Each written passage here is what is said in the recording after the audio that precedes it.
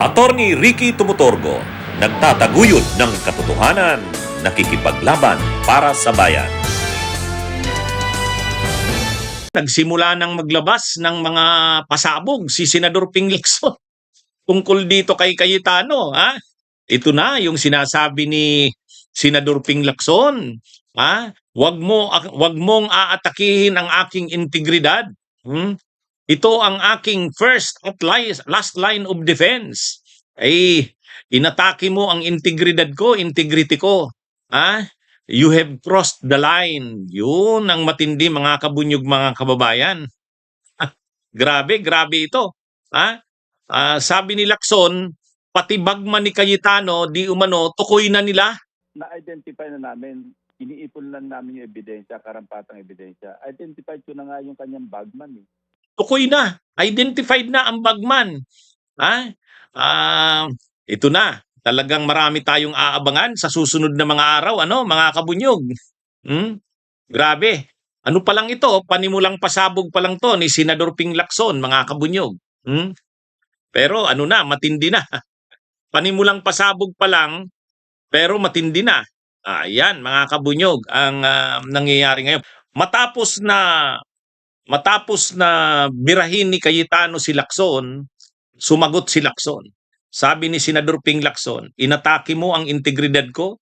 Ito ang aking first at last line of defense. You have crossed the line, sabi niya.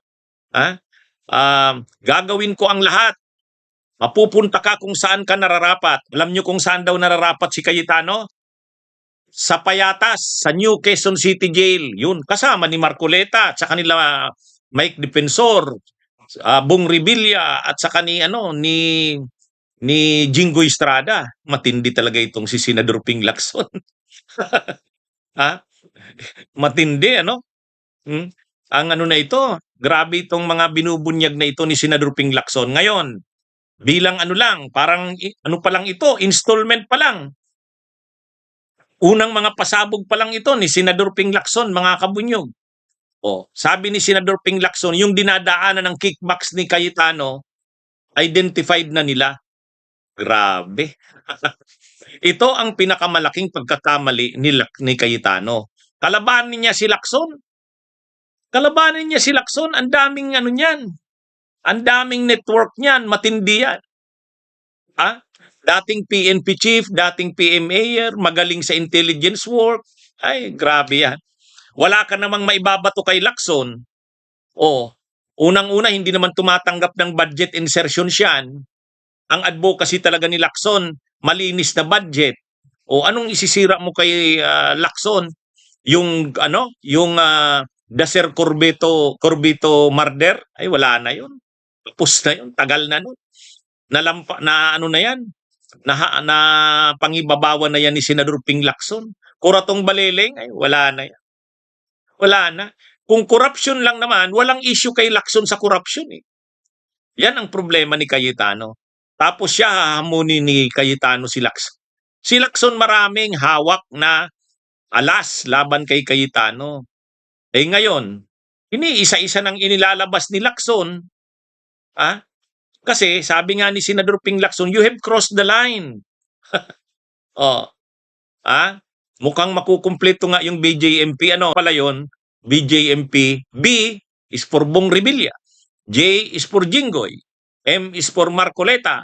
P is for Kala Padilla. Peter pala. Petra. Mukhang kumpleto na yung BJMP. Di tama nga. Dapat pagawa sila ng yellow na tapos may letter B dyan para kay Bong. May J naman kay Jinggoy. Tapos may M naman kay Marcoleta. May P naman kay Petra. Di sila. Tapos pa-picture silang apat. BJMP. Makukumpleto na, no? Malapit nang makumpleto. Yan ang problema ngayon ni Cayetano.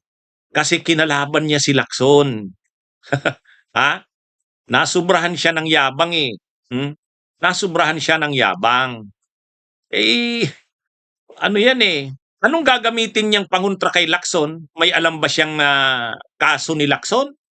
ang binabanggit ni Cayetano yung tungkol dun sa SALN, Statement of Assets, Liabilities, and Net Worth.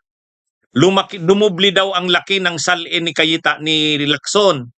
Kasi si Lacson, wala siya sa gobyerno 2022 to 2025 kasi natalo nga sila ni Soto noong 22. So hindi muna siya tumakbo sa eleksyon noong 22. Tapos 2025, ayan, ito na si Lacson,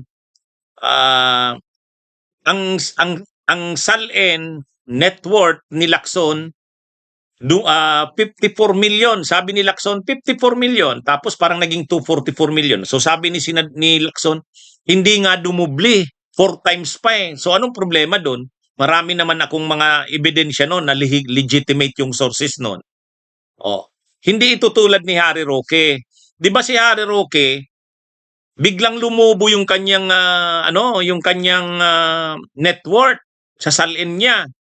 Ngayon, nung pinatawag siya sa kamera, hindi niya naman maipakita. Basta sabi niya lang, kasi yung properties ng aking lola ba yun o relatives, ginawa daw mall ng SM, nabili daw. Sa kanya daw binigay yung pera na kabilhan ng property. Nung hinahanapan ng ebidensya, hindi naman makapag-produce si Roque.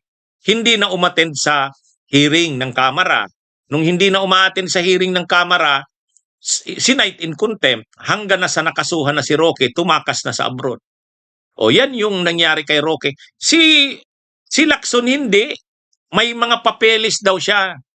Kaya yung paglaki ng kanyang net worth nung panahong wala siya sa gobyerno, walang problema yon. Sabi niya, kumpleto ako ng papeles nun. Pangalawa, may nagbabayad ng tax? Yes. Nagbayad daw siya ng tax. 10 million ang binayaran niya na tax. Di yan. Paano pa niyan si Cayetano? Yung issue ni Cayetano na binanggit, bakit? Lumaki yung net worth daw ni Lacson at saka baka hindi daw yan nagbabayad ng tax. Sinabi na nga ni Lacson, nagbayad siya ng tax. Paano pa? Ano pang issue niya? Yan ang problema. Samantala ngayon, ito na, nagsisimula ng maglabas ng mga pasabog si Lacson tungkol kay Cayetano. At ito na ang simula. Siya yung may insertion na 6.79 billion pesos. Sa 2025, GAA pa lang yan. Hindi niya nga ito ma-address eh. Ayaw niya nga sagutin eh. Dahil totoo, may record eh. Out of the 70 projects sa 6.79 billion, 2 lang yung hindi na-implement. Nasa mga 70 to 75 million. So ang na-implement niya, 6.715 billion. So ano yung mga proyekto na yun ang aming pinag-aaralan ngayon. At may mga dokumento kami para maipakita. Ito is subject to validation of course. Pero may mga nakita kaming kung hindi man substandard, those projects sa Taguig. Ito yung aming pag-uukulan ng pansin niya. Kasi naghamon siya, well, I'll give it back to him. Bagman ni Cayetano, identified na yung dinadaanan ng kickbacks niya. Yung mga contractors mismo ang nagsabi, 25%. Yun, matindi. Ito na, mga kabunyog, mga kababayan. Abangan natin ang susunod na mga pasabog nito. Ano, mga kabunyog? Ito na. Magpapatawag na ng investigasyon ng Blue Ribbon. Ito na, lalabas na. So ang daming problema ni Cayetano niyan, yung iniimbestiga ng NBI tungkol yan dun sa Southeast Asian Games. Itong sinasabi ni Lacson, iba to. Tungkol ito sa insertions niya, yung budget insertions niya. Okay, mga kabunyog, mga kabayan, magandang araw sa inyong lahat. Mabuhay po tayo. Bunyog, bunyog, halikan na kasama ka. Bunyog, kapag buklod ay may pag-asa. Luzon, Visayas, Mindanao, isa ang pananaw. Sa bagong Pilipinas ang bunyog isisigaw. Bunyog.